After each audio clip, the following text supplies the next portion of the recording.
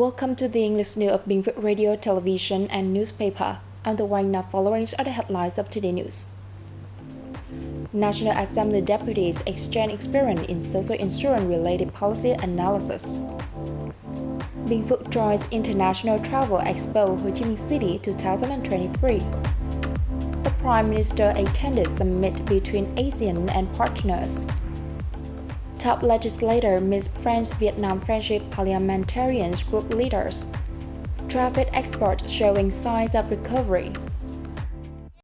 And now are the details. A conference discussing skills and policy analysis of the right of participants in social insurance was held recently in Vũng Tàu City, Bà Rịa Vũng Tàu Province by the National Assembly Standing Committee's Board for Deputy Affairs, Nguyễn Tuấn Anh, National Assembly Deputy for Binh Phuoc Province and Standing Deputy Head of the Board for Deputy Affairs, and Nguyễn Thị Yến, Standing Deputy Secretary of the Provincial Party Committee and Head of the National Assembly Deputies Delegation of Bà Rịa Vũng Tàu Province, co-chaired the conference. The National Assembly deputies had the opportunity to hear experts and scientists discussing content related to the rights of participants in social insurance, skills in policy analysis of the rights of participants in compulsory social insurance, policies for the rights of participants in voluntary social insurance, and policies on regulations related to social pension benefits and supplementary pension insurance.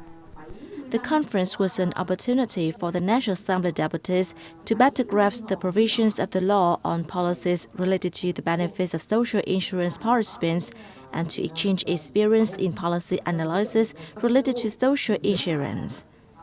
It was also an opportunity for previous National Assembly deputies to share knowledge and experience with incumbent deputies on issues related to the field of social insurance, one of the major policies and main pillars of the social security system.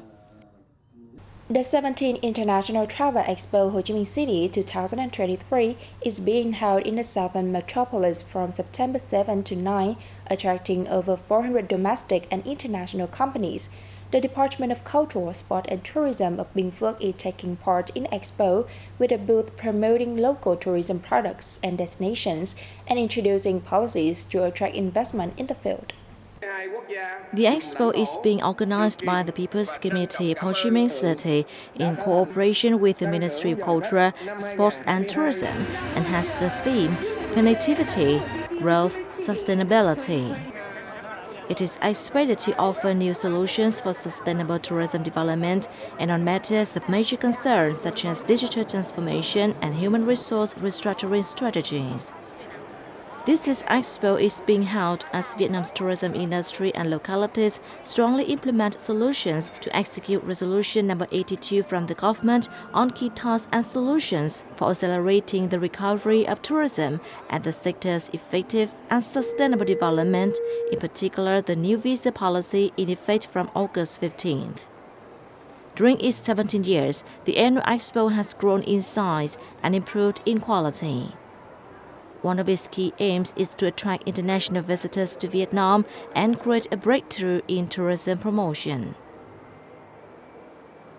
Minh commune in Thanh Town, Binh Phuoc Province is stepping up effort to meet advanced new style rural area building criteria by the end of this year. Minh commune in Thanh Town has met all new style rural area building criteria since 2019. To meet standards for an advanced new style rural area, the commune had mobilized more than 190 billion dong in resources as of 2023. As a result, it now has more than 25.3 kilometers of cemented roads, nearly 29 kilometers of asphalt and hot asphalt roads, and more than 90% of laneways and main roads being cemented and hardened. Schools have also received broad investment, while cultural institutions have been built according to national standards. As of the end of August, Minh commune had achieved 13 of the 20 criteria for advanced rural areas.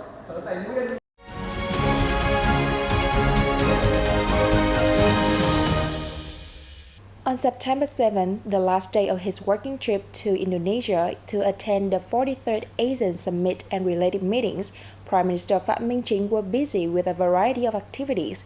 Join us to see more in the following report.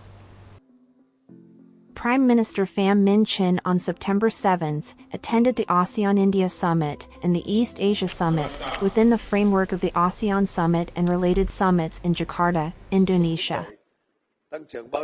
Addressing the ASEAN-India Summit, Prime Minister Chinh proposed to further intensify economic and trade connections, effectively implement the ASEAN-India Free Trade Agreement, among others. Indian Prime Minister Narendra announced the establishment of the ASEAN-India Fund for Digital Future. The two sides adopted joint statements on maritime cooperation and food security enhancement in the crisis period.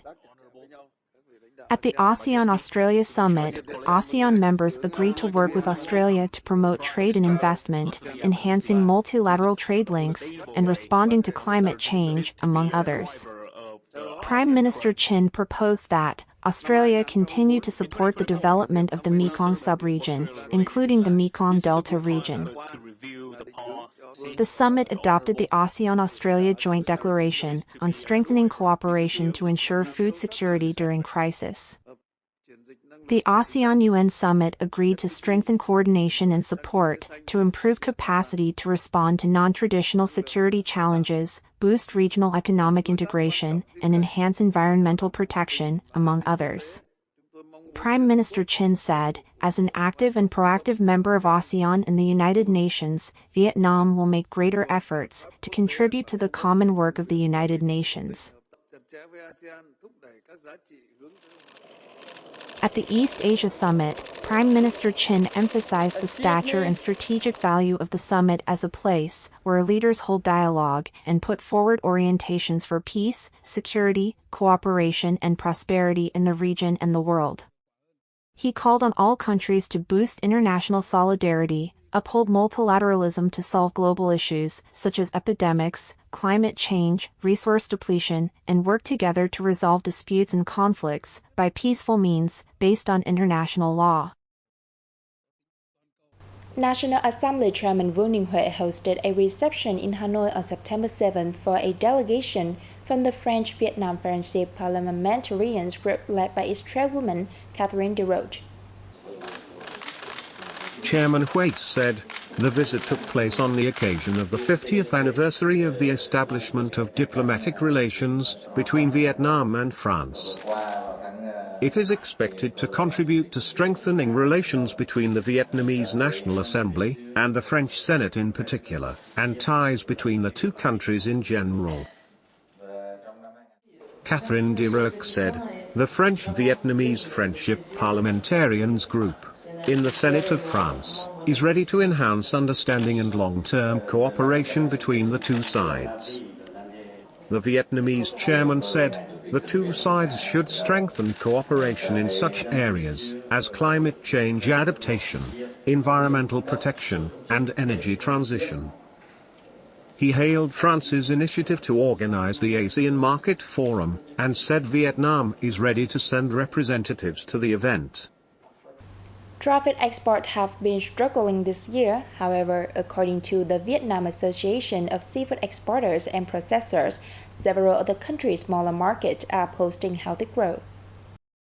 This offers hope to traffic businesses, which are facing difficulties in large traditional markets, such as the European Union and the United States. By way of example, exports to Germany have increased 25% so far this year, over the same period last year, to New Zealand by 17%, Sweden by 25%, and Finland by 18-fold. Declines in other markets will gradually narrow over the remaining months of 2023, as they prepare for year-end holidays and festivals.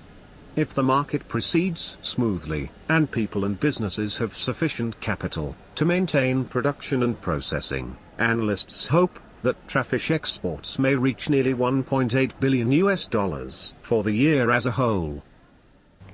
And that's all for today on BPTV News. Once again, thanks for your watching and goodbye for now.